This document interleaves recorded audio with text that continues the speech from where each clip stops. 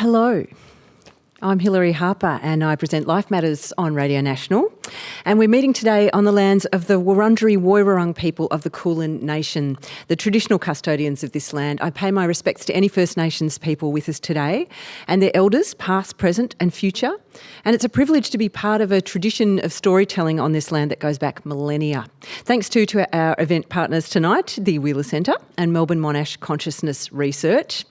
Now, we were having a discussion in the green room about how difficult it was to get dressed tonight. It's like, what would these colours say about us? What are we communicating here? Just don't know anymore. So obviously that's not the main focus of tonight, but it probably will be a theme emerging. We're going to talk about how we understand colour scientifically, creatively, emotionally, and how we use it to communicate. And if you have questions, and I really hope you do, hold on to them because we'll have a stack of time at the end. And I am quite keen to hear where those questions are coming from, because I reckon there'll be a few threads in our discussion tonight. With us, Professor Nao Tsuchiya. He's a neuroscientist, Professor of Psychology at Monash University, and he's working on ways to mathematically describe human experience, and he's particularly interested in colour. Dr. David Sequeira is a curator, academic and artist at VCA. He's director of the Fiona and Sidney Myer gallery there, and his own art explores the use of colour and geometry to create contemplative experiences, among many other things. CJ Dobson has been a film colourist for over a decade, using colour and light to create mood and emotion in TV series such as The Newsreader on the ABC, Frayed, Love Me, and films like Nude Tuesday and the Gurumul documentary. So really interestingly different contexts.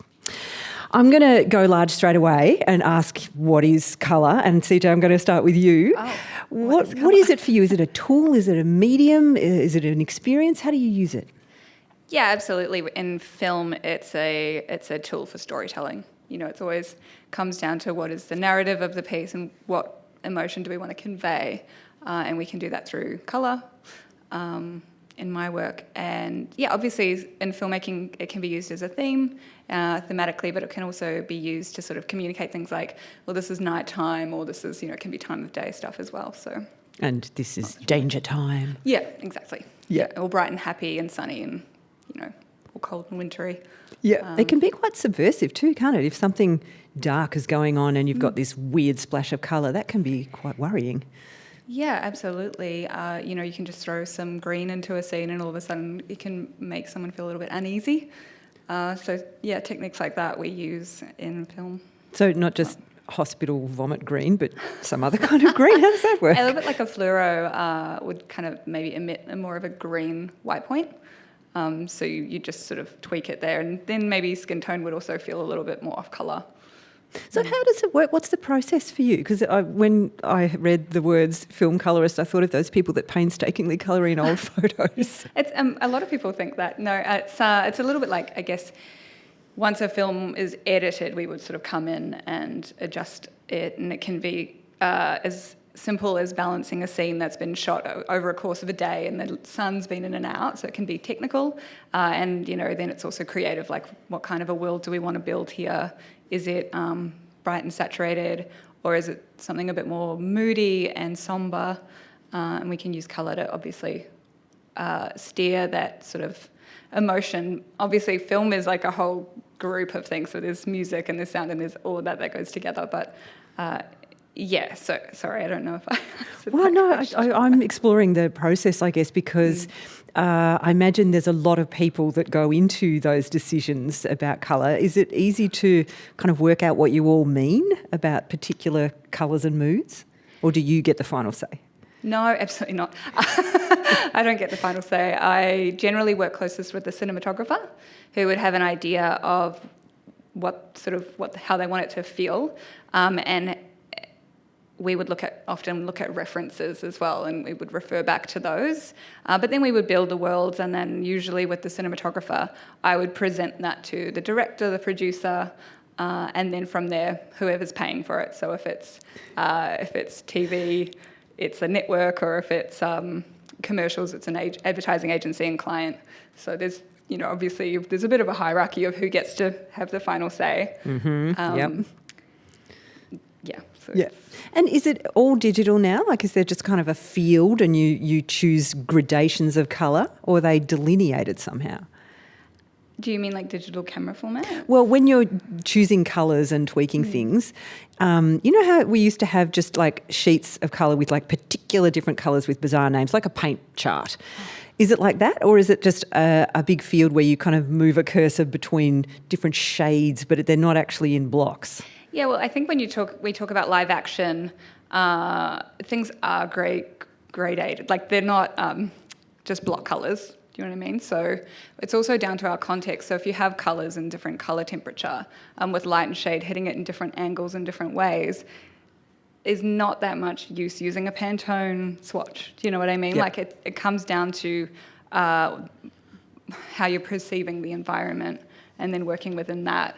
I'm sure you probably get more into colour theory and like people's perception of what colour is, because it changes depending on our environment. So you kind of have to understand that, and then we do refer to colour swatches as well, but it's understanding how light plays in the environment for it to really fit in and look real. So one example is sometimes with like 3D objects or things that have been like computer generated, and we're trying to put them into the real world, they can look fake if they're not lit well or lit properly, or absorbing some of the like light reflection and light bounce that would be in the environment. So for example, if I was standing in front of a green wall, naturally there would be a bit of green light hitting my face. And if there wasn't, I think subconsciously people might feel like I'm not there, or I'm green screened in, or something like that. So it's all those little nuances that make things look real. That is such a recent thing though, isn't it? Like any kid today could go, that's been photoshopped, but 15, 20 years ago, you would have no idea. Yeah. Oh, I just feel a bit smug about being old now. David, can you pin down the meaning of colour in the art world? I mean, does it function as a language, which I know is a way that you use it in your art? Look, I kind of like the word language because there's a grammar associated with it, and I think to think about colour as purely descriptive or as an adjective is very limiting, and puts a kind of circle around it without actually dealing with it. I mean, you could deal with colour as a verb. You could deal with colour as something that's separated from form or shape, like colour as an entity, as an energy by itself. You know, I'm interested in that, and I think that look, that's been very fertile ground for me to explore for 30 years, and I'm not done, and I think there's still more to discover. But it's not just one colour. It's, well, what about the quantity of that colour? What about that colour in relationship to another colour, and the vibrations and the resonances that emerge from that? But I do think that's... See, I'm not clear that any of that's available when we're just talking about a red jumper. I think that's only available when we're talking about red.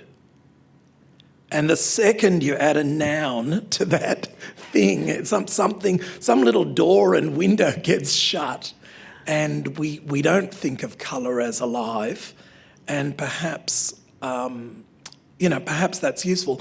But the other thing that I want to say about colour and why I'm sort of so consumed by it is because there's a relationship for me between colour and reality. And as far as I can see, colour is the only reality, because reality is so subjective, and your red is not my red. So as a metaphor, that experience of colour that CJ was talking about, actually you can create these communal experiences, except the breaking down, the thinking through, you use the word meaning, what it means to you lies in the personal. Well, and that's the interesting thing about your use of the word language in relation to colour, because language relies on a set of shared assumptions and shared understandings. How does that work when it comes to colour, when you say, it can be so subjective and relational? I don't know, is the simple... Well, look, it's not that I don't know. I think there's room for lots. I think it's expansive. I think the second we start thinking about red, or the second we start thinking about a specific tone, and we assume that everybody's experience of that colour is the same thing, we're in trouble. And that's what I mean about as a metaphor for reality. The second we assume that everybody's reality is the same thing, we're in trouble. That's how wars start. And it sounds so simplistic and it sounds like a bumper sticker, but it's very real for me. And it's certainly, worth interrogating.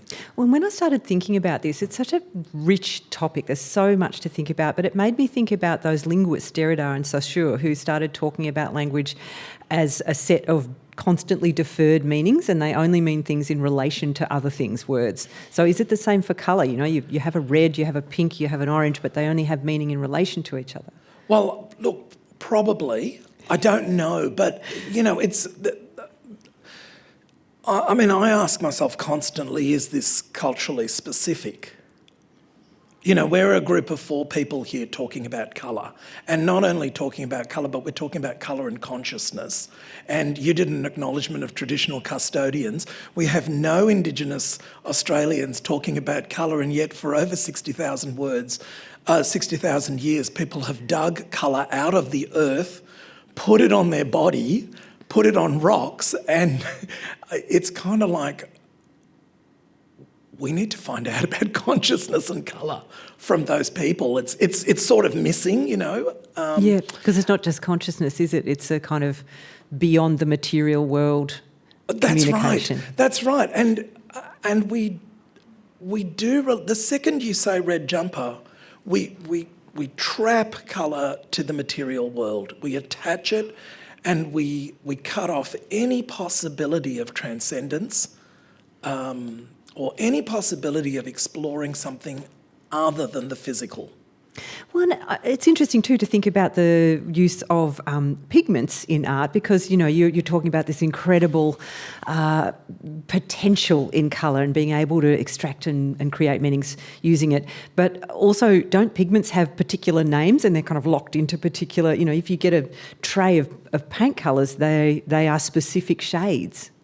Yeah, and even those pigments, like the beautiful blues that line, Giotto's Scrovegni Chapel is made from lapis lazuli, and the green is made from malachite, and the yellow is, there are stories of yellow being made from camel or cow urine, and, you feed the animal mangoes so the yellow is purer, and even those processes and rituals of making colour have a kind of, and that's in the Western kind of history, but even those processes have this sort of alchemical or transformative kind of quality. And you can imagine in a studio in the 1400s that there was a colour specialist whose job it was just to make colour, and somebody else applied it, whereas we're so tuned to, we go to the art store, we buy a tube, we paint, or we use Pantone, or,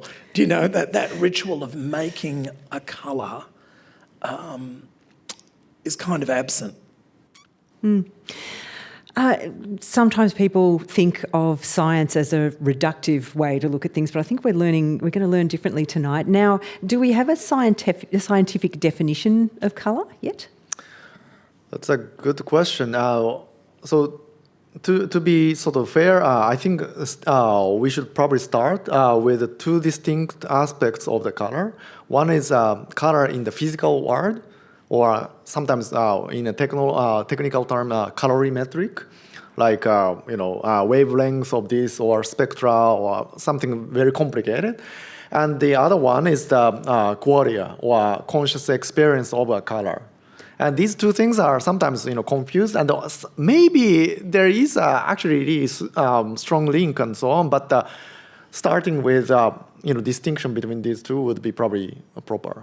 Qualia is a word I hadn't come across before. Can you tell us a bit more about what that means? So, you actually introduced me as a bit too complicated person in the beginning, and I hope I don't want to, scare the audience, but primarily interested in consciousness, actually, and how this my experience arises, or how this thing I'm experiencing is related to things in the brain, right?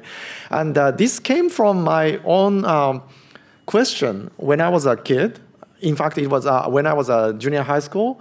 I had a discussion with my friend where I asked him whether what I'm experiencing as red, is it the same red that you are experiencing? And then we debated on the way to the school and also coming back from the school over 30 minutes, and we couldn't find a solution. And that was sort of the first step as a consciousness researcher. And usually, probably many of the audience have had such an idea of whether I'm experiencing the same red as my wife or something like that, but people usually forget. But I'm an outlier in a sense, and I'm still pursuing this. As a scientist. And philosophers used to think that this is a kind of a dead end of the sort of inquiry, because if I try to describe this, red, then all I can do is like, oh, this red is similar to, that red, or, wine red. I'm not really similar to, yesterday's sunset or something like that, always metaphor, right? But in fact, as you said, like Saussure tried to use the relationship or wave of relationships to define the meaning of the word. I think it's possible to define or characterize one color in relation to all possible colors. And that's the kind of the approach that we are trying to do. And then with this, I think we can probably get to the question of whether I'm actually experiencing the same color of red, like yours, or yours, or yours, one by one. So if we're looking at how to define colour in relation to all other colours, how do you do that in an experiment? Do you just get someone who knows all the colours? Yeah, so that's impossible, but not impossible, but it takes a long time, right? So usually what people do in the experiment, if you're not really evil scientist, then you just pay for let's say $20 and then ask you to come to my lab, right? And then in front of the computer, you say, oh, this red is maybe 50% similar to this purple, and then you do it maybe 300 trials for 1 hour, and then you get paid for $20. But 300 trials is not enough to get all the relations. So what we ended up in doing is to use a relatively new technology called the online experiment. So currently we can do all these experiments using a website, and so using this technology, we can now recruit thousands of people to rate the similarity or dissimilarity of one thing to the other, not only limited to the color, but we are also expanding it to artistic kind of experience or emotion and things like that. Yeah, but for this particular purpose, it's about color, and then we can fill out sort of the huge amount of the similarity relations, and then once we get that, we can do a little bit of the mathematics, which is a kind of scary part. It's okay. Yeah. Well, I mean, when you do these experiments, what are you finding? Because I understand that it's a bit different from what other people have been finding. Yeah. So that's excellent question. So typically what we learn in maybe artistic, textbook and also psychology textbook is that the color is defined or characterized by 3 parameters. One is hue, and another one is luminance, and then another one is saturation, sometimes called the HSV space. And but according to that model, all the colors that you experience can be completely characterized by these 3 numbers. But it's very difficult to accept that fact if you really observe your own experience every day. Like we can't find, for example, the famous exception is like gold or skin color or brown or soil color and things like that. That's not possible to reproduce within these 3D things. And in fact, if you try to do this type of experiment that I described, then all the relationships of the colors are a bit complicated than this three-dimensional kind of concept. And we ended up in finding at least probably 10 dimension is probably required to characterize the color.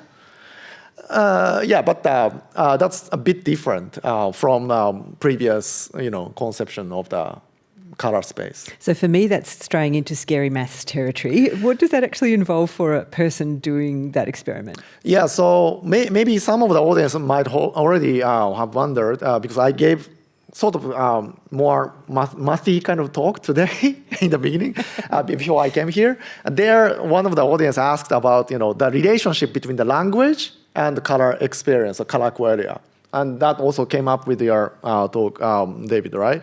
So many people believe that language structure influences color. And maybe some of you might have heard that, Russian people see the blue and the green, different kind of a blue. Like light blue is called brugoi or grugoi, and so on. And that seems to give them particular ability to distinguish shades of the blueness. And so Eskimo, who lives in the upper north in the US, have 6 terms for whiteness, because they have lots of, white and snow, right? So they can probably distinguish or discriminate white, but whether it means the relationship of the colors are different from us or not is something that nobody knows right now. What I mean is that if I ask people, like all of this audience, whether this red and this pink is similar to, maybe, you might say like, maybe it's 3 out of 7 or something like that. But the difference of this, brown to black is very different, right? So many people, including Eskimo or, Aboriginal people and so on, all of us using completely different language may agree that these two are more similar than these two. This is a kind of the similarity structure that we are looking for, and that could probably be shared across many, ages. Like, I believe babies and kids are probably having similar color structure, although they cannot express it in language. So all of this, is a very interesting interdisciplinary field of consciousness, played by linguists and so psychophysicists and so artists and so on, to get to the question. Well, and when we step back for a minute to the physical structure of the eye, you said before, this big question is, am I seeing the same thing as someone else? And that's surrounded by a whole context of culture and upbringing. But let's talk about the physical stuff. I mean, how do our eyes work to process colour to get the brain to react to it? Yeah, so we have 3 types of the pigments, photoreceptors in the eye. One is responsive for, sometimes it's called, simply red and also green and also blue detector kind of, things. The reality is more complicated, but, it's okay to talk about it that way for now. And then these 3 types of the receptors have a different ratio to respond to all these physical stuff. And then the difference or sum is sent to the brain. And then, embarrassingly, nobody really knows what's happening from there. We know roughly there is some kind of subtraction between the blueness to yellowness or green and redness. But just like 7 years ago, one of my colleagues discovered that very early areas in the brain, the first part of the brain response called the primary visual cortex, already has some specific neurons that seem to respond something like a purple or pink or gray or something intermediate. So that's also already very different from what standard textbook tells us. Standard textbook says that all of our color is constructed with first red green axis and so yellow blue axis and black and white. But there are neurons that respond particularly to purple or pink or magenta or cyan. What does it mean? I really don't know. Yeah. What freaked me out is that we're missing the bits that see blue in this particular part of our retina, and yet we see blue. Are we filling stuff in the brain? Yes, exactly. And that's also, that's very, surprising. And you can do it at your, house if you go back. If you create some kind of PowerPoint or Google slide thing, or even, on the piece of paper, you put the very tiny dot of the blueness on the center of the, paper or display, and then directly look at that. Then you can't see it as either green or blue. You do see it as something. It's not disappearing. But if you put something that is definitely green and definitely blue and equate the luminance, then you can't tell. But that's right in the middle of the phobia. It's so weird. It's like you don't trust your eyes anymore. This big blue circle just disappears. It goes a bit beige. You're like, okay, I believe you, but I don't like it. Well, when we think about, whether we see colours the same, do we know what animals are seeing? So I'm not that sort of the defeatist in that kind of, question. So I don't want to say no or we can't.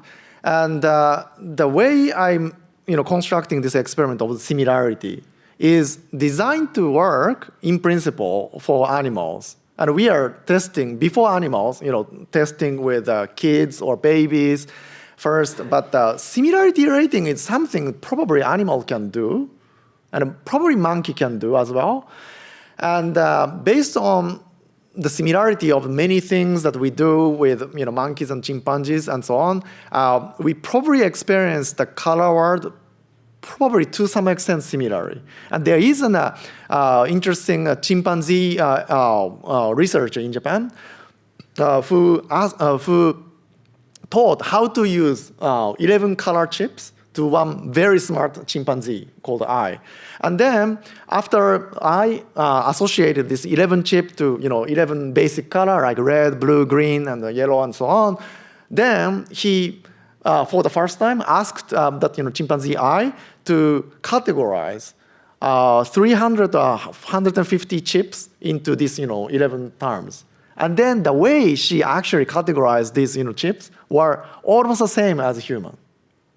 I hope she got paid 20 bananas for that, like your subjects. It's going to be cheap at the place. Yeah. Wow. Well, and I read that you were very interested to see how octopi see. Oh, yeah. Yeah, one day. Do you remember those documentaries where they used to kind of fragment the visual field to show you what would look like looking like a fly? And you could see these weird... Yeah, okay. So one day we'll see that. Yeah. I'm interested, David, I was thinking about the ways we describe colour and how, back in the day it was all about comparing them to natural things. There was duck egg blue and, I don't know, eucalyptus leaf green and stuff. But that's changing, isn't it? I mean, now we have Cadbury purple. It's patented. We have Eve Klein blue. What's going on there? Look, it's funny, I've just finished listening to an audiobook and I've forgotten the name of the author, but she is the writer for Elle magazine New York who invented the phrase millennial pink. Really? And I think what we're seeing is this, it's almost a shift away from a Pantone number to an emotive, more lived experience of a particular colour, like connecting lifestyle with colour. Now, I'm not sure how accurate that is, and it doesn't help. It doesn't help because obviously my millennial pink is not CJ's millennial pink or anybody else's millennial pink. But the point is, I mean, to answer your question, I think people want to bring in, add a human sensory or lifestyle kind of attachment to the colour. Is that because, that is a huge element of how we live today. So it's a huge element of how we communicate, that people have shared understandings around consumption. Well, I think you're right. I think, the way we use the word brand in 2022 is very different to the way we used the word brand in 2012 and very different to the way we used it in 2002. And people are very conscious about their You know, their brand, like the plastics in Mean Girls, wear pink only on a certain day, and you know there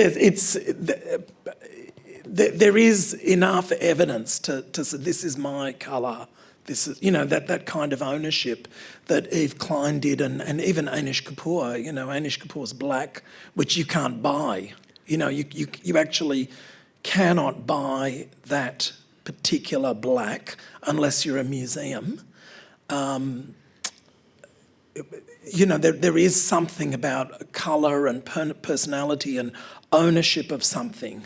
And, well, it's more than ownership, actually. It's authorship. Makes me feel a bit sad. It's like we're striving to kind of connect across these divides of, you know, ownership and capitalism, maybe. Well, I mean, that's why I think it's really interesting to look at. Because I think that there are really big shifts in values that have occurred over the last 20 to 50 years. And I think people say, people think that colour is some sort of superficial add-on.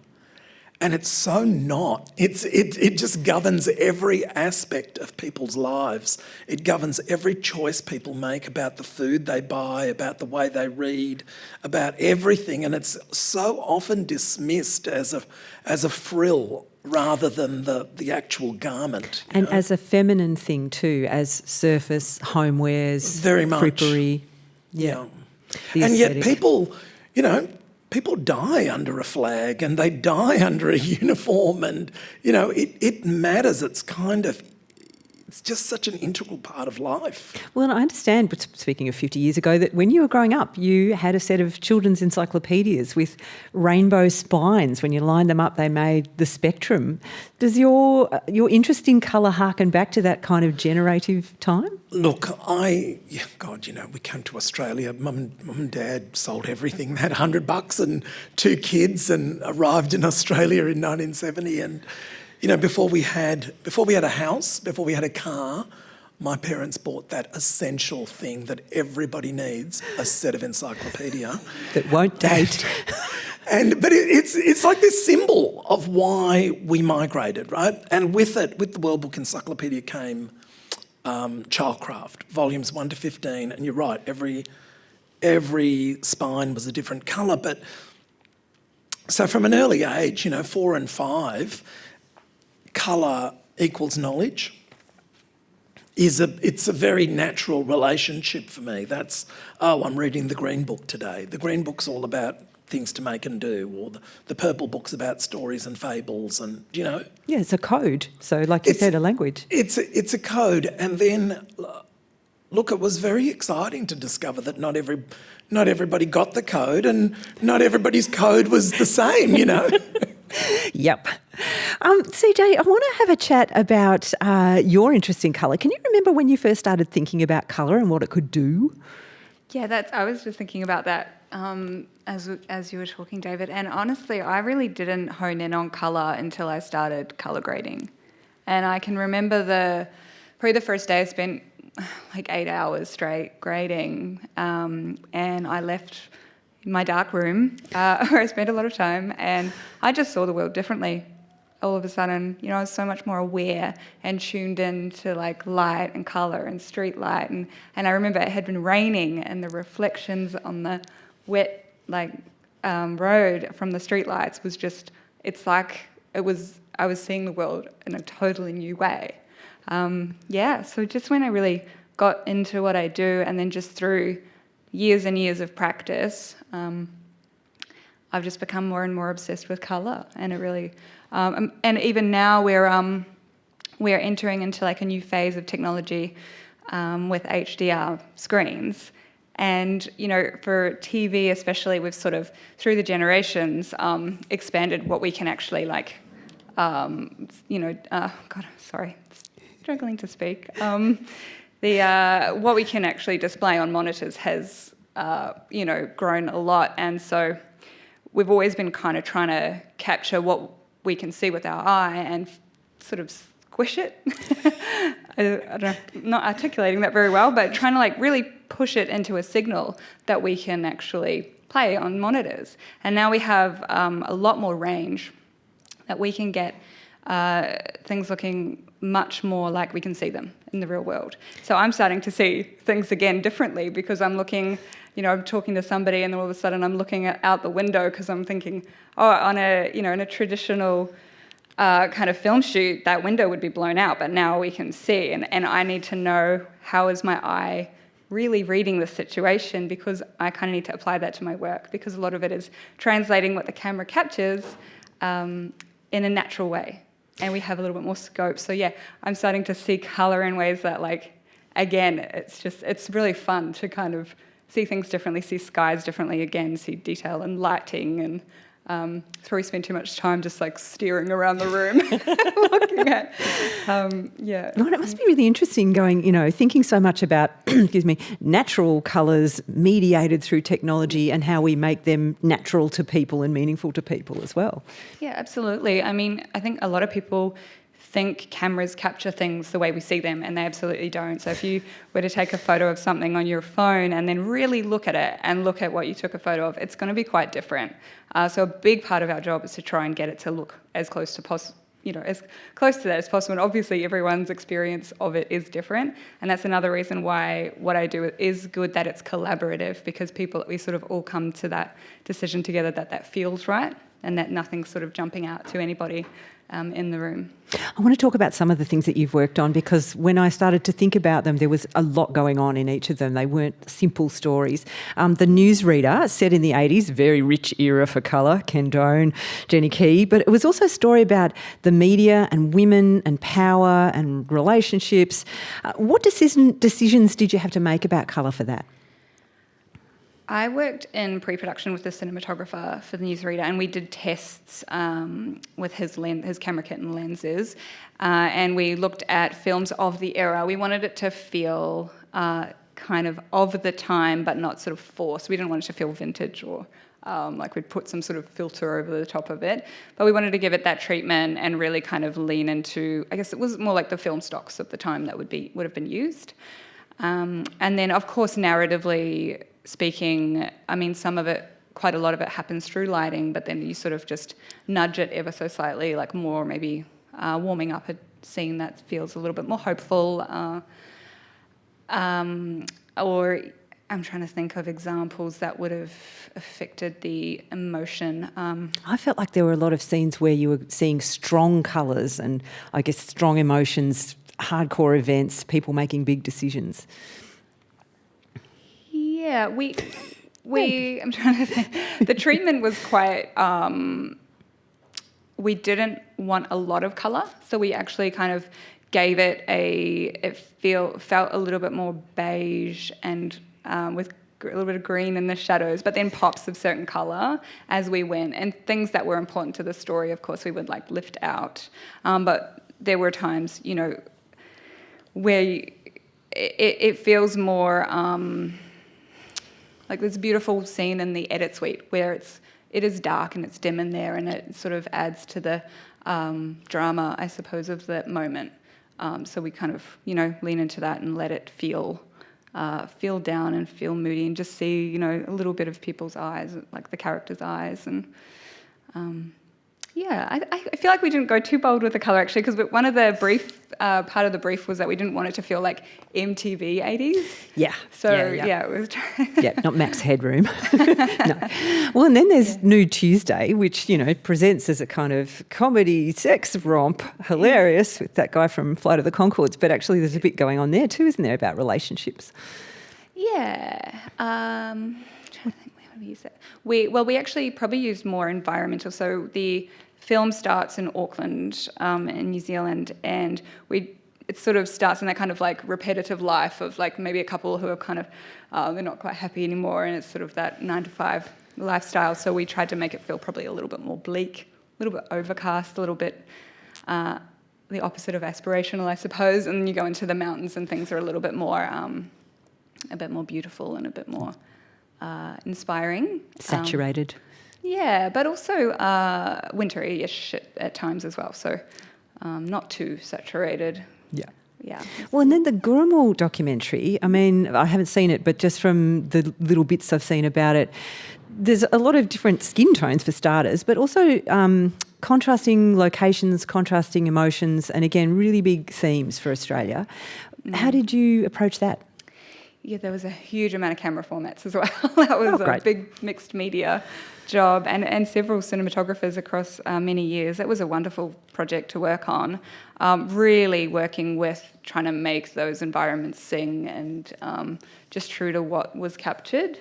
I think some of it was technical, trying to get cameras to look okay that were pretty bad quality. I mean, it was a range. Some of it was shot on 35mm film, which was really lovely to work with. I think with something like Gurumul, some of it was emotive as well. I mean, there was moments where Gurumul went into the city and he didn't feel at home there. So we gave that a little bit of a cooler feel, a little bit bluer. I think it's that thing of, you know, everyone interprets colour differently, but there are global themes. Like blue is traditionally a little bit more sombre, a little bit more sad. Warmer colours tend to kind of evoke happiness and joy. So when Gurumul was at home, it was more bright and warm and colourful. And when he was in the city, it was cooler and a bit more icy, sort of steely blue. Now, can we rely on that idea that, you know, these different shades and tones reliably make people feel particular things? Yeah, so I was thinking about the link between the emotion and color. One of the directions that we are thinking, which could potentially be, I don't know whether this relates to your question, but have some kind of, real life application, is that suppose that, we have that it's called a color circle kind of concept, although in terms of color in the physical world, colorimetrics, wavelength-wise, it goes from something invisible to infrared to red, and then go to yellow and so on, and then blue, green, and then in the end it goes to purplish like light, and then go to the black. So it's one-dimensional structure. We see color in a sort of a circular way, in the sense that the purple at the end of the wavelength is very similar to red, right? So that's the kind of a ring-like structure of the color, which we probably commonly have, unless you're colorblind. And then, on the other hand, the emotion is also hypothesized to have some kind of ring-like structure. In this case, the dimension is intensity, and the other axis is the sort of valence, goodness and badness. So something like excitement, like feeling like courageous and feeling hot would be like intense and also good. And then sadness is like a lower intensity and also bad. And so if you try to project all the known emotions onto this plane, it also seems to form like a circular kind of structure.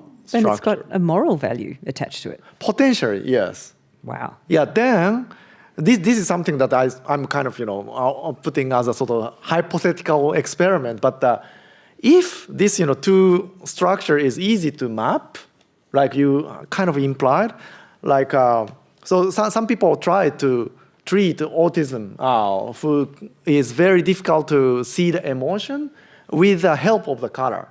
And then if the help of the color is matched in terms of this structure, it may be possible to help them easier, like yeah. So yeah, it's really interesting. One of my kids it's like he's kind of invented gender norms. He's just like, I am a boy and I do boy things and I play sport and I wear pants, but he is experimenting with colour in really interesting ways. It's like it's a space for him where he can communicate in a different way. Is art something like that, David, for some people? It's a space where you can open up a dialogue that might not be possible elsewhere? Look, I think that art is... the only thing that art's good for is giving people the space to make meaning, to experience. Well, and even making meaning just sounds like trite. It gives people the space to be with art. and learn about themselves with art. What does it mean to be with this painting, with this sculpture? What does it mean to be in this colour?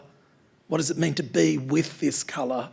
And I'm being deliberately repetitive because those very simple questions are very, very profound, and they are not bound to words. You can't describe them. You can't do an experiment. You actually have to live it. You have to breathe that colour. It has to breathe you. It has to see you. You have to be amidst it. And I think what you're talking about with your son is, I mean, that's the beauty about colour. It's the beauty about art. You know, it asks you questions, and you may not even understand the question it's asking. You may not even realise it's asking you a question, but it is asking. It's asking you to be aware of yourself in relation to an object, in relation to a particular vibration, and it's magical. Look, you know, I've worked in education for many, many years, and we don't have kids, and I've always said that, you know, parents, there are people here who've got kids, and people talk about, oh, well, you know, they love this idea. I was there when my child said his first word, or I was there when my daughter took her first steps.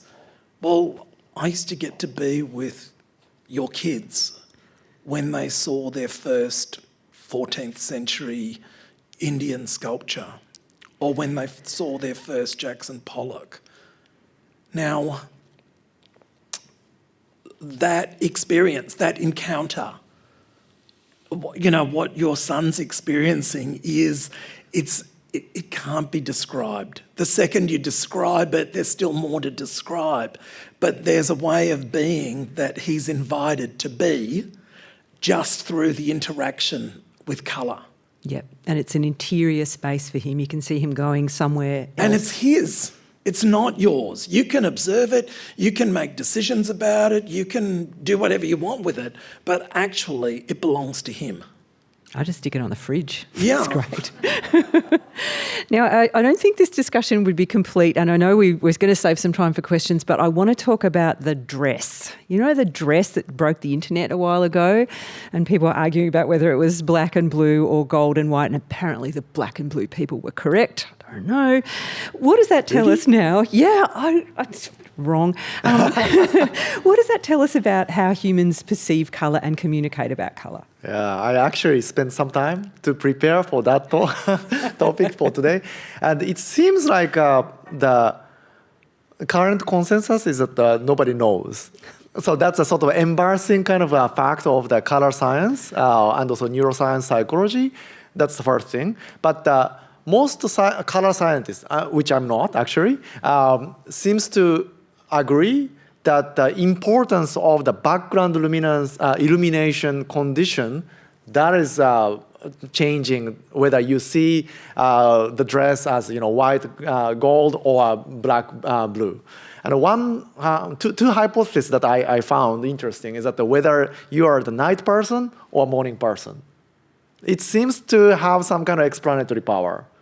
So, and another hypothesis is that whether you look at the, you know, cell phone, you know, for a really long time per day or not. And that also seems to shift the sort of background luminance assumption when the things are isolated and presented.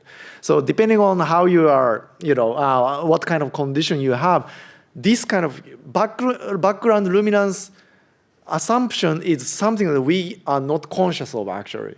But because of that, it changes the way things look. And I think what you are doing is, in a sense, to manipulate this kind of background luminance manipulation, right? It's all about context. You need context. Yeah. Without it, you don't know. I mean, I saw the image and saw, like, to me, it looked like an overexposed or like a photo that had kind of a light flare through it. What was probably a black and blue dress, but I would never assume to know because I didn't have any reference or context, and it was a really bad-looking photo, so you can't tell. But I think some people were seeing it, the people who maybe saw white and gold were seeing the blue as like a cool white. So they thought it was kind of a like unbalanced photo that had that blue cast through it.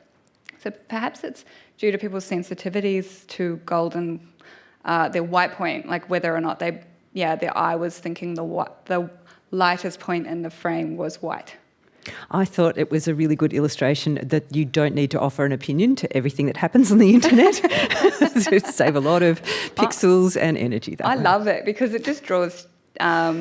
I use it when I talk to clients because I'm like, it's all about context here. So we actually need to communicate to the audience what the context is, and of course you can use that to manipulate or to just kind of forgive a shot. So another good way to describe it is, there's a lot of algorithms being developed now to kind of auto balance, and if in a shot there isn't a white point or a black point, they do a terrible job because they don't know, and they're trying to set like the brightest point. So if I took a photo of, let's say, choose a bit that's not got any colour. So maybe just, my leg against this orange. If I took a photo of that and tried to auto-correct that, it would probably think the purple was white, and then it would make everything like based off of this white and balance it because it would be out of context. But of course, then if I zoomed the camera out and included my white shirt, this black thing here, it would be able to figure out,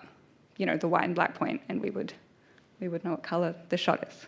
Yeah, and I think humans are very much the same. We need context. Our perception is freighted with a lot of other stuff. Look, I would love to take some questions, so stick your hand up if you have a question, and our microphone wielders will inch their way along to you. There's one. G'day. Hi. I absolutely love colour in all its forms, and I'm also fascinated by consciousness.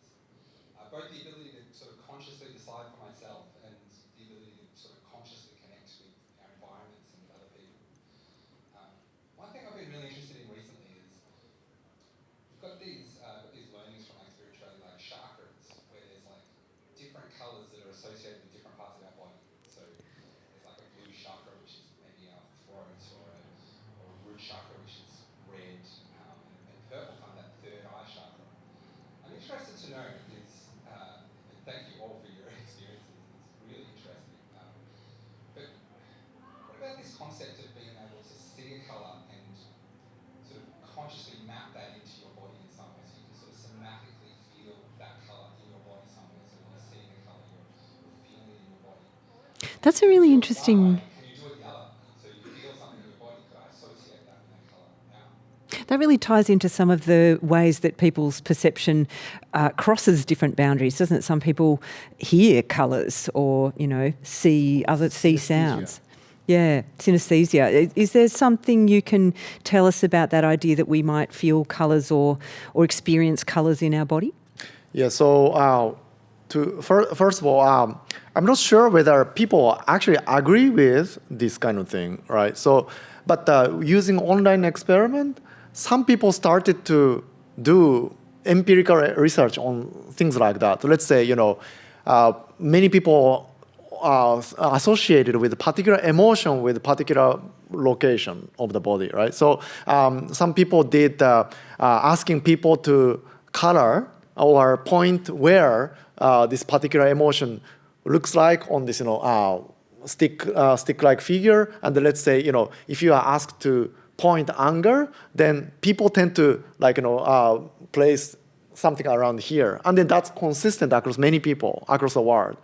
Things like that may be possible to do with interoception, internal organ, or things like that. So that's one thing.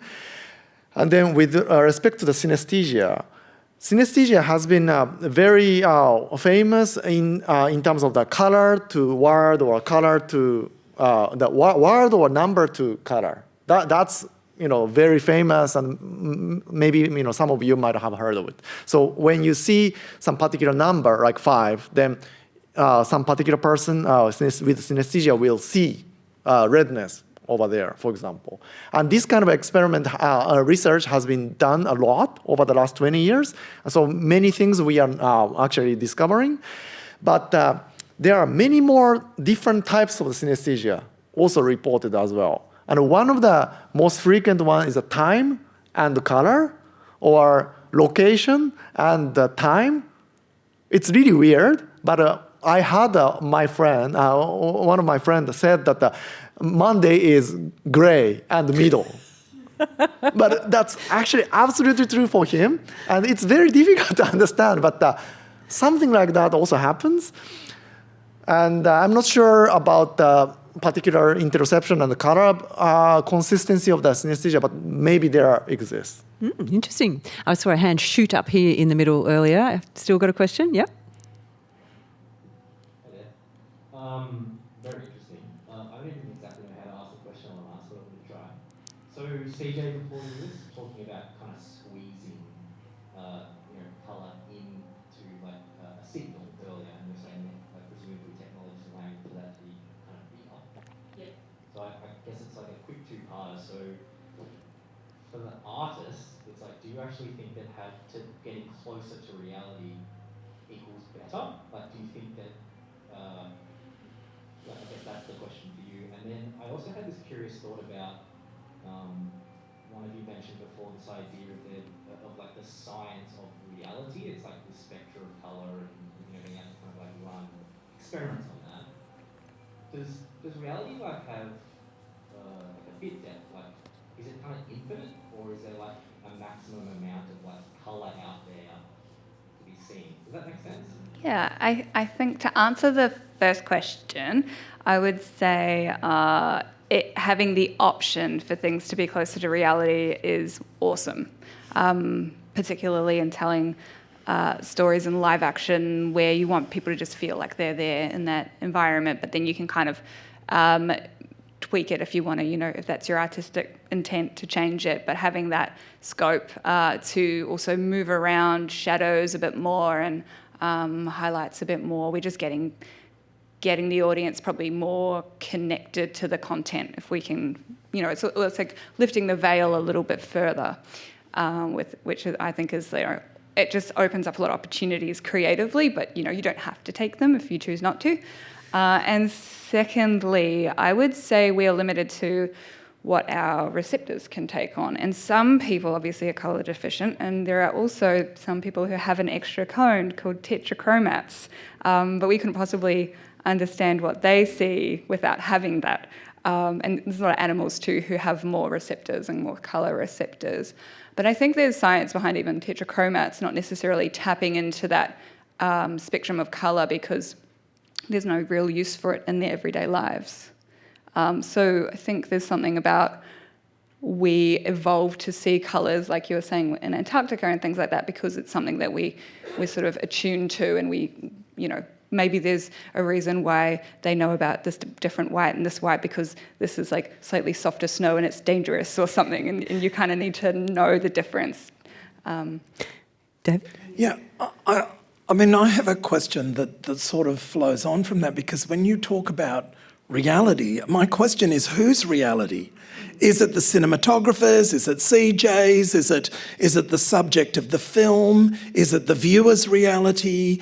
This relationship between colour and reality, I mean, we really need to acknowledge that there are a hell of a lot of filters between the site that's being filmed and what's actually being filmed and what we're presented with, either on the computer or in a cinema. And there are other people's realities along the way, or there are other people's perceptions of what the viewer's reality may or may not be. So a good answer to that, and I guess the way I was trying to talk about it is, we can now take like a spot meter, a light meter, and we'll sort of like read light levels around a room, and we can map that onto the screen. Where we couldn't really do that before, we're sort of limited to a smaller range of like dynamic range. So it's like there's a little bit more scope to go high and low and in the mid-tone as well. But of course, everyone's perception is going to be different, but I suppose it's relative. So like and we do have some shared common experience with it, but it is of course relative to your own reality, yeah. Now you had So reality that you describe is very similar to what consciousness researcher call as a conscious experience itself, right? And standard view throughout the history of the philosophy, especially in the Western philosophy, is that really starting around Descartes' time, to suppose that the reality or objective things out there, that's the first thing. And then for that common thing, each of us can have a different type of access. And that's the sort of interaction between this common objective thing to each of us is creating each of different kind of a reality. And then some of that is shared, like you said in the beginning, through the language to expand this my own word into to overlap with your word and so on. And that's the sort of the kind of conventional way to think about this conscious experience and the physical world. And this resonates with ethologists' view called Umwelt. Like each of the animal, different gender, different age of the people have different capacity to sense the world, and each of them have a different reality with interaction to the reality. But now I started to kind of add on to this kind of worldview, which is that the reality comes only through the interaction with the world, which is probably also come closer to what you're saying. Yes, right? and look, the second I hear terms like standard view, standard views haven't been good to my people. And because whose standard is the question, and whose history or whose culture or whose story or whatever you want to say. So all of that, relational stuff, it just, for me, it has to be included in a discussion of colour and consciousness. And when it's absent, again, it's incomplete. Right, do you know? Right. And so that's exactly what I'm kind of trying to do with the mathy part of my research. In fact, so previously there was no, at least as far as I know, no mathematical way or formal way to incorporate what so-called a perspective or viewpoint. Like if you think about mathematics, it's out there, and there's no way to think about, this is my mathematics or this is your mathematics or something like that. But there is a way to do it called category theory. And it's kind of interesting. Let's say, if you think about the logical structure of the statement, let's say, today is a sunny day. It could be wrong or true, depending on the context, or depending on the viewpoint, depending on the perspective. If you live in Melbourne today, that's correct, but it may be different than wrong in Japan. Something like that can be accommodated with this kind of thing, and then with this, we may be able to potentially do sort of the science of the perspective and science of the reality, incorporating with the viewpoint. Yeah. Well, I think a discussion of this nature is by its nature incomplete, but sadly we're out of time, so what can we do? Thank you so much, Professor Nao Tsuchiya, CJ Dobson and Dr. David Sequeira. And thank you for coming out tonight. Thanks to Melbourne Monash Consciousness Research and the Wheeler Centre. See ya.